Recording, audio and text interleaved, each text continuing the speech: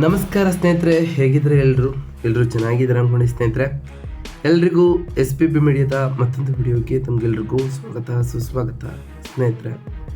2025 ಈ ಒಂದು ವರ್ಷದಲ್ಲಿ ಅಕ್ಟೋಬರ್ 20 ನಂತರ ಧನುಸ್ಸು ರಾಶಿಯವರ ಜೀವನದಲ್ಲಿ ಏನೆಲ್ಲ ಬದಲಾವಣೆಗಳನ್ನ ಕಾಣಲಿದ್ದೀರಿ?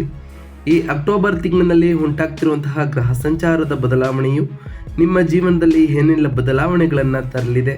ನಿಮ್ಮ ವೃತ್ತಿ, ಆರೋಗ್ಯ, ವೈವಾಹಿಕ ಜೀವನ, ಆರ್ಥಿಕ ಸ್ಥಿತಿ, ಕೌಟುಂಬಿಕ ಜೀವನ ಮತ್ತು ವ್ಯವಹಾರದಲ್ಲಿ ಏನೆಲ್ಲ ಬದಲಾವಣೆಗಳನ್ನು ತರಲಿದೆ, ಯಾವುದರಲ್ಲಿ ಶುಭವಾಗಲಿದೆ, ಯಾವುದರಲ್ಲಿ ಬಹಳ ಎಚ್ಚರಿಕೆಯನ್ನು ವಹಿಸಬೇಕು ಎಂಬುದರ ಸಂಪೂರ್ಣ ಮಾಹಿತಿಯನ್ನು ಇದೇ ವಿಡಿಯೋದಲ್ಲಿ ತಿಳಿಸ್ಕೊಡ್ತಾ ಹೋಗ್ತಾನೆ ಸ್ನೇಹಿತರೆ. ಆದ್ದರಿಂದ ವಿಡಿಯೋನ ಸ್ಕಿಪ್ ಮಾಡದೆ ಇಲ್ಲಿಂದ ಕೊನೆ ತನಕ ನೋಡ್ತಾ ಬನ್ನಿ. ಸ್ಕಿಪ್ ಮಾಡಿ ವಿಡಿಯೋನ ನೋಡೋದ್ರಿಂದ ನಿಮಗೆ ಅಷ್ಟು ಇನ್ಫಾರ್ಮೇಷನ್ ಅರ್ಥ ಆಗೋದಿಲ್ಲ ಸ್ನೇಹಿತರೆ.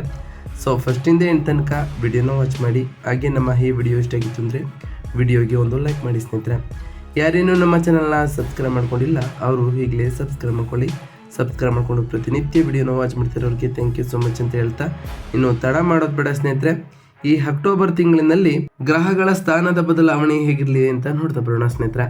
ಮೊದಲನೇದಾಗಿ ಗುರುಗ್ರಹದ ವಿಚಾರಕ್ಕೆ ಬರೋದಾದರೆ, ಮಿಥುನ ರಾಶಿಯ 7ನೇ ಮನೆಯಲ್ಲಿ ಅಕ್ಟೋಬರ್ 17ರವರೆಗೆ ಇದ್ದಂತಹ ಗುರು ಕಟಕ ರಾಶಿಗೆ ಅಕ್ಟೋಬರ್ 18ರಂದೆಯೇ ಆಲ್ರೆಡಿ ಪ್ರವೇಶವನ್ನು ಮಾಡಿದ್ದಾನೆ ಸ್ನೇಹಿತರೆ. ಇದರಿಂದ ಸಾಕಷ್ಟು ಸಕಾರಾತ್ಮಕವಾದ ಬದಲಾವಣೆಗಳನ್ನು ನಿಮ್ಮ ಜೀವನದಲ್ಲಿ ಕಾಣ್ತಾ ಬರ್ತೀರಿ.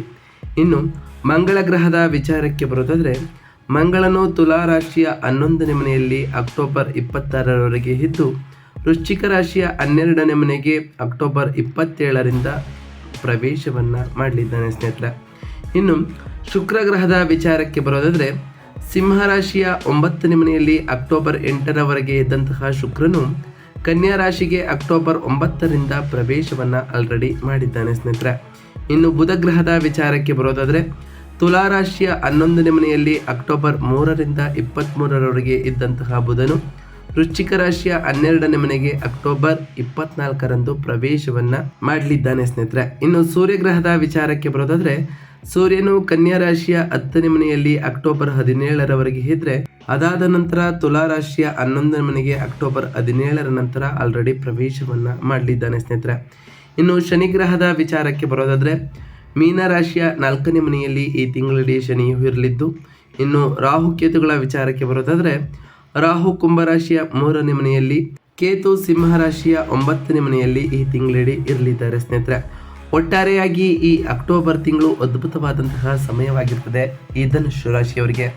ಅದರಲ್ಲೂ ಅಕ್ಟೋಬರ್ 20ರ ನಂತರ ವೈಯಕ್ತಿಕವಾಗಿ ಮತ್ತು ವೃತ್ತಿಪರವಾಗಿ ನೀವು ಸುಧಾರಣೆಯನ್ನು ಕಾಣ್ತಾ ಬರ್ತೀರಿ. ವೃತ್ತಿಪರವಾಗಿ ನಿಮಗೆ ಉತ್ತಮವಾದ ಬೆಳವಣಿಗೆಯೂ ಕೂಡ ಕಾಣಲಿಕ್ಕೆ ಸಿಗ್ತಾ ಹೋಗ್ತದೆ. ನಿಮ್ಮನ್ನು ನೀವು ಸಾಬೀತುಪಡಿಸಿಕೊಳ್ಳಲು ಸರಿಯಾದ ಅವಕಾಶಗಳನ್ನು ಈ ಟೈಮ್ನಲ್ಲಿ ಪಡೆದುಕೊಳ್ಬೋದಾಗಿದೆ ಸ್ನೇಹಿತರೆ. ನಿಮ್ಮ ಸಹೋದ್ಯೋಗಿಗಳಿಂದ ನಿಮಗೆ ಉತ್ತಮವಾದ ಹೆಸರು ಮತ್ತು ಅವರಿಂದ ನಂಬಿಕೆಯೂ ಕೂಡ ಲಭಿಸ್ತಾ ಹೋಗ್ತದೆ. ಉದ್ಯೋಗದಲ್ಲಿ ಬದಲಾವಣೆ ಅಥವಾ ಬಡ್ತಿಗಾಗಿ ಕಾಯುತ್ತಿರುವವರು ಈ ತಿಂಗಳು ಅದನ್ನು ಪಡಿತಾ ಬರ್ತೀರಿ. ನಿಮ್ಮ ಮೇಲಾಧಿಕಾರಿಗಳು ಮತ್ತು ಸಹೋದ್ಯೋಗಿಗಳೊಂದಿಗೆ ನಿಮಗೆ ಉತ್ತಮವಾದ ಬೆಂಬಲವೂ ಕೂಡ ಸಿಗ್ತಾ ಬರ್ತದೆ ಸ್ನೇಹಿತರೆ. ನೀವು ನಿಮ್ಮ ಎಲ್ಲ ಕೆಲಸಗಳನ್ನು ಕಡಿಮೆ ಶ್ರಮದಿಂದ ಪೂರ್ಣಗೊಳಿಸ್ತಾ ಬರ್ತೀರಿ. ಇದರಿಂದ ನಿಮ್ಮ ಮೇಲಾಧಿಕಾರಿಗಳು ನಿಮಗೆ ಮೆಚ್ಚುಗೆಯನ್ನು ವ್ಯಕ್ತಪಡಿಸ್ತಾ ಹೋಗ್ತಾರೆ.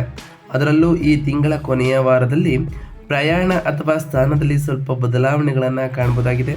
ಅದರಿಂದ ಬಹಳ ಎಚ್ಚರಿಕೆಯಿಂದ ಇರಬೇಕಾಗಿರ್ತದೆ ಸ್ನೇಹಿತರೆ. ಇನ್ನು ವೃತ್ತಿ ಮತ್ತು ಉದ್ಯೋಗದ ವಿಚಾರಕ್ಕೆ ಬರೋದಾದರೆ, ಅಕ್ಟೋಬರ್ 17ರವರೆಗೆ 10ನೇ ಮನೆಯಲ್ಲಿ ಸೂರ್ಯ, 11ನೇ ಮನೆಯಲ್ಲಿ ಮಂಗಳನು ಇರೋ ಕಾರಣ ಗುರಿಗಳು ವೇಗವಾಗಿ ಚಲಿಸ್ತಾ ಬರ್ತವೆ ಮತ್ತು ಉತ್ತಮವಾದ ಮನ್ನಣೆಯೂ ಕೂಡ ನಿಮಗೆ ಲಭಿಸ್ತಾ ಹೋಗ್ತದೆ. ಅಕ್ಟೋಬರ್ 17ರಿಂದ 11ನೇ ಮನೆಯಲ್ಲಿ ಸೂರ್ಯನು ಲಾಭ ಮತ್ತು ತಂಡಕ್ಕೆ ಬೆಂಬಲವನ್ನು ತರೋ ಕಾರಣ ಬಾಕಿ ಇರುವಂತಹ ಕೆಲಸಗಳು ಸುಗಮವಾಗಿ ಪೂರ್ಣಗೊಳ್ತಾ ಬರ್ತವೆ.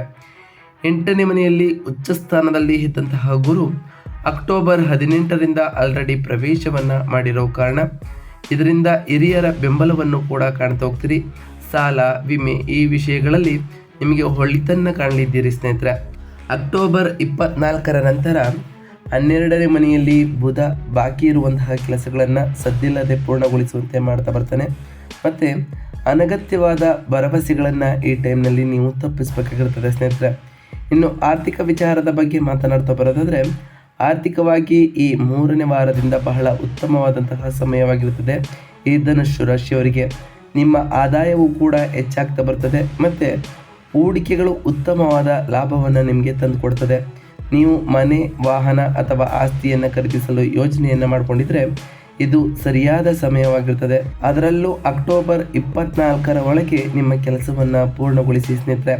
ಕೊನೆಯ 2 ವಾರಗಳಲ್ಲಿ ಖರ್ಚಿನ ಮೇಲೆ ನಿಯಂತ್ರಣವನ್ನು ಇಡ್ತಾ ಬನ್ನಿ. ಏಕೆಂದರೆ 12ನೇ ಮನೆಯಲ್ಲಿ ಬುಧ ಮತ್ತು ಮಂಗಳನು ಅನಗತ್ಯವಾದ ಖರ್ಚುಗಳನ್ನು ತರಬಹುದು. ಅದರಿಂದ ಬಹಳ ಎಚ್ಚರಿಕೆಯಿಂದ ಈ ರಾಶಿಯವರು ಇರಬೇಕಾಗಿರ್ತದೆ. ಇನ್ನು ಕುಟುಂಬ ಮತ್ತು ಸಂಬಂಧಗಳ ವಿಚಾರಕ್ಕೆ ಮಾತನಾಡ್ತಾ ಬರೋದಾದರೆ, ಕೌಟುಂಬಿಕವಾಗಿ ನೀವು ಸಂಬಂಧಗಳಲ್ಲಿ ಸುಧಾರಣೆಯನ್ನು ಕೂಡ ಕಾಣ್ತಾ ಬರ್ತೀರಿ. ನಿಮ್ಮ ಜೀವನ ಸಂಗಾತಿಯಿಂದ ಉತ್ತಮವಾದ ಬೆಂಬಲವೂ ಕೂಡ ಸಿಗ್ತಾ ಹೋಗ್ತದೆ. ನೀವು ಮದುವೆ ಅಥವಾ ಸಂತಾನಕ್ಕಾಗಿ ಕಾಯುತ್ತಿದ್ದರೆ ಈ ತಿಂಗಳು ಉತ್ತಮವಾದ ಫಲಿತಾಂಶಗಳನ್ನು ಕಾಣ್ತಾ ಬರ್ತೀರಿ. ನೀವು ಕುಟುಂಬ ಸಮಾರಂಭವನ್ನು ಆನಂದಿಸ್ತಾ ಹೋಗ್ತೀರಿ ಸ್ನೇಹಿತರೆ. ಮತ್ತು ನಿಮ್ಮ ಹಳೆಯ ಸ್ನೇಹಿತರನ್ನು ಭೇಟಿಯಾಗುವಂತಹ ಚಾನ್ಸಸ್ ಕೂಡ ಎದುರಾಗಲಿದ್ದು ಇದು ನಿಮ್ಮ ಸಂಬಂಧಗಳನ್ನು ಇನ್ನಷ್ಟು ಗಟ್ಟಿಮುಟ್ಟಾಗಿ ಮಾಡಲಿದೆ ಸ್ನೇಹಿತರೆ. ಇನ್ನು ಆರೋಗ್ಯದ ವಿಚಾರದ ಬಗ್ಗೆ ಮಾತನಾಡ್ತಾ ಬರೋದಾದರೆ, ಆರೋಗ್ಯದ ದೃಷ್ಟಿಯಿಂದ ಈ ಅಕ್ಟೋಬರ್ ತಿಂಗಳು ಬಹಳ ಉತ್ತಮವಾಗಿರ್ತದೆ. ನೀವು ಆರೋಗ್ಯ ಸಮಸ್ಯೆಗಳಿಂದ ವೇಗವಾಗಿ ಚೇತರಿಸ್ಕೊಳ್ತಾ ಹೋಗ್ತೀರಿ. ಮತ್ತು ಯಾವುದೇ ದೊಡ್ಡ ಸಮಸ್ಯೆಗಳು ಈ ತಿಂಗಳಿನಲ್ಲಿ ಕಾಣಿಸೋಲ್ಲ. ಕೊನೆಯ ವಾರದಲ್ಲಿ ನೀವು ಕುತ್ತಿಗೆ ನೋವು ಅಥವಾ ನರ ಸಂಬಂಧಿ ಸಮಸ್ಯೆಗಳಿಂದ ಬಳಲ್ಬೋದು. ಸರಿಯಾದ ವಿಶ್ರಾಂತಿಯನ್ನು ತೆಗೆದುಕೊಳ್ತಾ ಬನ್ನಿ. ಸಾಮಾನ್ಯ ದಿನಚರಿಯನ್ನು ನಿಮ್ಮ ದೈನಂದಿನ ಜೀವನದಲ್ಲಿ ಪಾಲಿಸಿ ಸ್ನೇಹಿತರೆ. ಇದರಿಂದ ನಿಮ್ಮ ಆರೋಗ್ಯವು ಕೂಡ ಉತ್ತಮವಾಗಿರ್ತದೆ. ಹಾಗೆಯೇ ಮುಖ್ಯವಾಗಿ ನಿಮ್ಮ ದೈನಂದಿನ ಜೀವನದಲ್ಲಿ ಸಮಯ ಪರಿಪಾಲನೆಯನ್ನು ಮಾಡಿಕೊಂಡು ಆಹಾರ ಸೇವನೆಯನ್ನು ಮಾಡಿ ಸ್ನೇಹಿತರೆ. ಇಲ್ಲದಿದ್ದರೆ ಗ್ಯಾಸ್ಟ್ರಿಕ್ ಸಮಸ್ಯೆಗಳು ಎದುರಾಗುವಂತಹ ಚಾನ್ಸಸ್ ಕೂಡ ಎದುರಾಗಲಿದ್ದು, ಹಾಗೆಯೇ ನಿಮ್ಮ ದೈನಂದಿನ ಜೀವನದಲ್ಲಿ ವ್ಯಾಯಾಮ ಮತ್ತು ಧ್ಯಾನವನ್ನು ಅಳವಡಿಸಿಕೊಳ್ಳಿ. ಇದು ನಿಮ್ಮ ದೈಹಿಕ ಶಕ್ತಿ ಮತ್ತು ಮಾನಸಿಕ ಶಕ್ತಿಯನ್ನು ವೃದ್ಧಿ ಮಾಡ್ತಾ ಹೋಗ್ತದೆ. ಇದರಿಂದ ಸಾಕಷ್ಟು ಆರೋಗ್ಯವನ್ನು ಉತ್ತಮವಾಗಿ ಇರಿಸಿಕೊಳ್ಬೋದಾಗಿದೆ ಸ್ನೇಹಿತರೆ. ಇನ್ನು ವೃತ್ತಿ ಮತ್ತು ಸ್ವಯಂ ಉದ್ಯೋಗ ಪಾಲುದಾರಿಕೆಯ ವಿಚಾರದ ಬಗ್ಗೆ ಮಾತನಾಡ್ತಾ ಬರೋದಾದರೆ, ವ್ಯಾಪಾರ ಮಾಡುವಂಥವರಿಗೆ ತುಂಬ ಉತ್ತಮವಾದಂತಹ ಸಮಯವಾಗಿರ್ತದೆ. ಈ ವ್ಯಾಪಾರದಾರರಿಗೆ ಮಾರಾಟ ಮತ್ತು ಗಳಿಕೆಗಳು ನಿಮಗೆ ಸುಧಾರಿಸ್ತಾ ಬರ್ತವೆ ಈ ತಿಂಗಳಿನಲ್ಲಿ. ಮತ್ತು ಹಾಕಿರುವಂತಹ ಹೂಡಿಕೆಗಳು ಉತ್ತಮವಾದ ಲಾಭವನ್ನು ನಿಮಗೆ ತಂದುಕೊಡ್ತಾ ಹೋಗ್ತವೆ. ಈ ತಿಂಗಳು ಪಾಲುದಾರರು ನಿಮಗೆ ಬಹಳಷ್ಟು ಸಹಾಯವನ್ನು ಮಾಡ್ತಾ ಬರ್ತಾರೆ. ನೀವು ಹೊಸ ಉದ್ಯಮವನ್ನು ಪ್ರಾರಂಭಿಸಬೇಕು ಅಥವಾ ಪಾಲುದಾರಿಕೆಯನ್ನು ಮಾಡಲು ಬಯಸ್ತಿದ್ರೆ ಈ ತಿಂಗಳು ಬಹಳ ಅನುಕೂಲಕರವಾಗಿರಲಿದ್ದು ಕೊನೆಯ ವಾರದ ಮೊದಲು ಮಾಡುವುದು ಉತ್ತಮವಾಗಿರ್ತದೆ ಈ ರಾಶಿಯವರಿಗೆ ಸ್ನೇಹಿತರೆ. ಇನ್ನು ವಿದ್ಯಾರ್ಥಿಗಳ ವಿಚಾರದ ಬಗ್ಗೆ ಮಾತನಾಡ್ತಾ ಬರೋದಾದರೆ, ಈ ರಾಶಿಯ ವಿದ್ಯಾರ್ಥಿಗಳಿಗೆ ತುಂಬ ಉತ್ತಮವಾದಂತಹ ಸಮಯ ಆಗಿರ್ತದೆ ಈ ಅಕ್ಟೋಬರ್ ತಿಂಗಳು. ಅದರಲ್ಲೂ ನೀವು ಬಯಸಿದಂತಹ ಫಲಿತಾಂಶವನ್ನು ಇದೇ ತಿಂಗಳಿನಲ್ಲಿ ಕಾಣ್ತಾ ಬರ್ತೀರಿ. ನೀವು ಓದಿನಲ್ಲಿ ಏಕಾಗ್ರತೆ ಮತ್ತು ಆಸಕ್ತಿಯು ಕೂಡ ಹೆಚ್ಚಾಗ್ತಾ ಬರ್ತದೆ ಸ್ನೇಹಿತರೆ. ಸ್ಪರ್ಧಾತ್ಮಕ ಪರೀಕ್ಷೆಗಳ ಫಲಿತಾಂಶಗಳು ಅನುಕೂಲಕರವಾಗಿರ್ತದೆ. ಸ್ಥಿರವಾಗಿ ಅಭ್ಯಾಸವನ್ನು ಮುಂದುವರಿಸ್ತಾ ಬನ್ನಿ. ಹಾಗೆಯೇ ನಿಮ್ಮ ದೈನಂದಿನ ಜೀವನದಲ್ಲಿ ಶಿಸ್ತನ್ನು ಅಳವಡಿಸ್ಕೊಳ್ಳಿ ಸ್ನೇಹಿತರೆ. ಸಮಯ ಪರಿಪಾಲನೆಯನ್ನು ಮಾಡ್ತಾ ಬನ್ನಿ. ಓದಿನ ವೇಳಾಪಟ್ಟಿಗೆ ತಕ್ಕಂತೆ ಓದಿನತ್ತ ಗಮನವನ್ನು ಕೊಡ್ತಾ ಬನ್ನಿ ಸ್ನೇಹಿತರೆ. ಇದರಿಂದ ಉತ್ತಮವಾದ ಭವಿಷ್ಯವನ್ನು ನೀವು ರೂಪಿಸಿಕೊಳ್ಬೋದಾಗಿದೆ. ಹಾಗೆಯೇ ಹೊಸ ಕೌಶಲ್ಯಗಳನ್ನು ಕಲಿಬೇಕು ಅಂದ್ಕೊಂಡಿರೋ ಈ ರಾಶಿಯ ವಿದ್ಯಾರ್ಥಿಗಳಿಗೆ ಈ ಟೈಮ್ ಅನುಕೂಲಕರವಾಗಿರಲಿದ್ದು ಇದರ ಸದುಪಯೋಗವನ್ನು ನೀವು ಪಡೆದುಕೊಳ್ಳಿ ಸ್ನೇಹಿತರೆ. ಒಟ್ಟಾರೆಯಾಗಿ ಈ ಅಕ್ಟೋಬರ್ 20ರ ನಂತರ ಧನುಸ್ಸು ರಾಶಿಯವರ ಜೀವನದಲ್ಲಿ ಸಾಕಷ್ಟು ಬದಲಾವಣೆಗಳನ್ನು ಕಾಣ್ತಾ ಬರ್ತೀರಿ. ಒಟ್ಟಾರೆಯಾಗಿ ಈ ತಿಂಗಳಿನಲ್ಲಿ ಈ ರಾಶಿಯವರು ಮಾಡಬೇಕಾಗಿರುವಂತಹ ಸರಳ ಪರಿಹಾರಗಳನ್ನು ಕೂಡ ತಿಳಿಸ್ಕೊಡ್ತಾ ಹೋಗ್ತಾನೆ. ಗಮನವಿಟ್ಟು ನೋಡ್ತಾ ಬನ್ನಿ ಸ್ನೇಹಿತರೆ. ಮೊದಲನೇದಾಗಿ 10ನೇ ಮನೆಯಲ್ಲಿ ಶುಕ್ರನು ನೀಚ ಸ್ಥಾನದಲ್ಲಿ ಅಕ್ಟೋಬರ್ 8ರಿಂದ ಆಲ್ರೆಡಿ ಪ್ರವೇಶವನ್ನು ಮಾಡಿರೋ ಕಾರಣ ಪ್ರತಿ ಶುಕ್ರವಾರದಂದು ತಾಯಿ ಜಗನ್ಮಾತೆಯಾದಂತಹ ಲಕ್ಷ್ಮೀ ದೇವಿಗೆ ಪೂಜೆಯನ್ನು ಸಲ್ಲಿಸ್ತಾ ಬನ್ನಿ ಸ್ನೇಹಿತರೆ. ಲಕ್ಷ್ಮೀ ದೇವಿಗೆ ಪ್ರಿಯವಾಗಿರುವಂತಹ ಬಿಳಿ ಹೂವುಗಳನ್ನು ಅರ್ಪಿಸಿ ಪೂಜೆಯನ್ನು ಸಲ್ಲಿಸೋದ್ರಿಂದ ಆ ಲಕ್ಷ್ಮೀ ದೇವಿಯ ಕೃಪೆಗೆ ನೀವು ಪಾತ್ರರಾಗ್ತೀರಿ. ಇದರಿಂದ ನೀವು ಅಂದುಕೊಂಡಿರುವಂತಹ ಕಾರ್ಯಗಳು ನೆರವೇರ್ತಾ ಬರ್ತದೆ.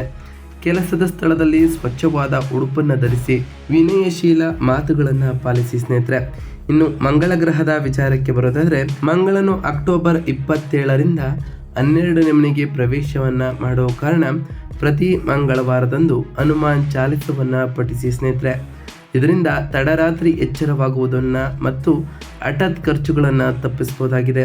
ಹಾಗೆಯೇ ಪ್ರತಿ ಮಂಗಳವಾರ ಓಂ ಅಂಗರಾಯಕಾಯ ನಮಃ ಎಂಬ ಮಂತ್ರವನ್ನು ಜಪಿಸಿ ಸ್ನೇಹಿತರೆ. ಇದರಿಂದ ಆ ಮಂಗಳ ದೇವನ ಕೃಪೆಗೆ ನೀವು ಪಾತ್ರರಾಗ್ತೀರಿ. ಹಾಗೆಯೇ 4ನೇ ಮನೆಯಲ್ಲಿ ಶನಿಯು ಇರುವ ಕಾರಣ ಮನೆಯಲ್ಲಿ ಶಾಂತ ಮತ್ತು ಅಚ್ಚುಕಟ್ಟಾಗಿ ನೀವು ಇರಬೇಕಾಗಿರ್ತದೆ. ಗೃಹ ಶಾಂತಿಗಾಗಿ ಪ್ರತಿ ಶನಿವಾರದಂದು ಎಳ್ಳೆಣ್ಣೆ ದೀಪವನ್ನು ಹಚ್ಚುತ್ತಾ ಬನ್ನಿ ಸ್ನೇಹಿತರೆ. ಹಾಗೆಯೇ ಪ್ರತಿ ಶನಿವಾರ ಓಂ ಶಂ ಶನೈಶ್ವರಾಯ ನಮಃ ಎಂಬ ಮಂತ್ರವನ್ನು ಜಪಿಸಿ. ಇದರಿಂದ ಆ ಶನಿದೇವರ ಕೃಪೆಗೆ ನೀವು ಪಾತ್ರರಾಗ್ತೀರಿ. ಪ್ರತಿ ಶನಿವಾರ ಆ ಶನಿದೇವರ ದೇವಾಲಯಕ್ಕೆ ತೆರಳಿ ಶನಿದೇವರಿಗೆ ಪ್ರಿಯವಾಗಿರುವಂತಹ ಕಪ್ಪು ಎಳ್ಳಿನ ಬತ್ತಿಯನ್ನು ಹಚ್ಚೋದ್ರಿಂದ ಆ ಶನಿದೇವರ ಸಕಾರಾತ್ಮಕ ಪ್ರಭಾವಕ್ಕೆ ನೀವು ಒಳಗಾಗಬಹುದಾಗಿದೆ. ಪ್ರತಿ ಗುರುವಾರದಂದು ಓಂ ಗುರುವೇ ನಮಃ ಎಂಬ ಮಂತ್ರವನ್ನು ಜಪಿಸಿ. ಹಾಗೆಯೇ ಗುರುಗಳು ಮತ್ತು ಹಿರಿಯರ ಆಶೀರ್ವಾದವನ್ನು ಪಡೆದುಕೊಳ್ಳಿ ಸ್ನೇಹಿತರೆ. ಇದರಿಂದ ಉತ್ತಮವಾದ ಫಲಗಳನ್ನು ನೀವು ಕಾಣ್ತಾ ಬರ್ತೀರಿ. 8ನೇ ಮನೆಯಲ್ಲಿ ಉಚ್ಚ ಸ್ಥಾನದಲ್ಲಿ ಗುರು ಇರೋ ಕಾರಣ ಲಾಭಗಳನ್ನು ಸ್ಥಿರಗೊಳಿಸಲು ಗುರುವಾರದಂದು ಹಳದಿ ಬಣ್ಣದ ಸಿಹಿ ತಿಂಡಿಗಳನ್ನು ಬಡವರಿಗೆ ದಾನವನ್ನು ಮಾಡ್ತಾ ಬನ್ನಿ ಸ್ನೇಹಿತರೆ. ನಾವು ತಿಳಿಸ್ಕೊಟ್ಟಿರುವಂತಹ ಈ ಎಲ್ಲ ಸರಳ ಪರಿಹಾರಗಳನ್ನು ನೀವು ಮಾಡಿದ್ದೆ ಆದರೆ ನಿಮ್ಮ ಜೀವನದಲ್ಲಿ ಸಾಕಷ್ಟು ಬದಲಾವಣೆಗಳನ್ನು ಕಾಣ್ತಾ ಬರ್ತೀರಿ. ನೀವು ಅಂದುಕೊಂಡಿರುವಂತಹ ಕಾರ್ಯಗಳು ಸುಲಭವಾಗಿ ನೆರವೇರ್ತಾ ಬರ್ತದೆ ಸ್ನೇಹಿತರೆ. ಇದಾಗಿತ್ತು ಇವತ್ತಿನ ಒಂದು ವಿಡಿಯೋ ಸ್ನೇಹಿತರೆ. ವಿಡಿಯೋ ಇಷ್ಟ ಆಗಿತ್ತು ಅಂದರೆ ವಿಡಿಯೋಗೆ ಒಂದು ಲೈಕ್ ಮಾಡಿ. ಯಾರೇನೂ ನಮ್ಮ ಚಾನಲ್ನ ಸಬ್ಸ್ಕ್ರೈಬ್ ಮಾಡ್ಕೊಂಡಿಲ್ಲ ಅವರು ಈಗಲೇ ಸಬ್ಸ್ಕ್ರೈಬ್ ಮಾಡ್ಕೊಳ್ಳಿ. ಸಬ್ಸ್ಕ್ರೈಬ್ ಮಾಡಿಕೊಂಡು ಪ್ರತಿನಿತ್ಯ ವಿಡಿಯೋನ ವಾಚ್ ಮಾಡ್ತಿರೋರಿಗೆ ಥ್ಯಾಂಕ್ ಯು ಸೊ ಮಚ್ ಅಂತ ಹೇಳ್ತಾ, ಹಾಗೆ ಕಮೆಂಟ್ನಲ್ಲಿ ಓಂ ಶನೈಶ್ವರಾಯ ನಮಃ, ಓಂ ಅಂಗರಾಯಕಾಯ ನಮಃ, ಓಂ ಗುರುವೇ ನಮಃ, ಓಂ ಲಕ್ಷ್ಮೀನಾರಾಯಣಾಯ ನಮಃ, ಓಂ ಸೂರ್ಯದೇವಾಯ ನಮಃ ಎಂದು ಕಮೆಂಟ್ ಮಾಡಿ ಸ್ನೇಹಿತರೆ. ಆ ಶನಿದೇವರು, ಮಂಗಳದೇವ, ಗುರುದೇವ, ಆ ತಾಯಿ ಲಕ್ಷ್ಮೀದೇವಿ ಹಾಗೆ ಸೂರ್ಯದೇವ ನಿಮಗೆ ಆಯುಷ್ಯ ಆರೋಗ್ಯ ಸಮೃದ್ಧಿಯನ್ನು ಕೊಟ್ಟು ಕಾಪಾಡಲಿ. ನೀವು ಅಂದುಕೊಂಡಿರುವಂತಹ ಕಾರ್ಯಗಳು ಯಾವುದೇ ಅಡೆತಡೆ ಇಲ್ಲದೆ ನೆರವೇರಲಿ ಅಂತ ಆ ದೇವರಲ್ಲಿ ಕೇಳ್ಕೊಳ್ತಾ ಇವತ್ತಿನ ಒಂದು ವಿಡಿಯೋನ ಮುಗಿಸ್ತಿದ್ದೀನಿ ಸ್ನೇಹಿತರೆ. ಸಿಗ್ತೀನಿ ಮತ್ತೊಂದು ವಿಡಿಯೋದೊಂದಿಗೆ. Thank you for watching.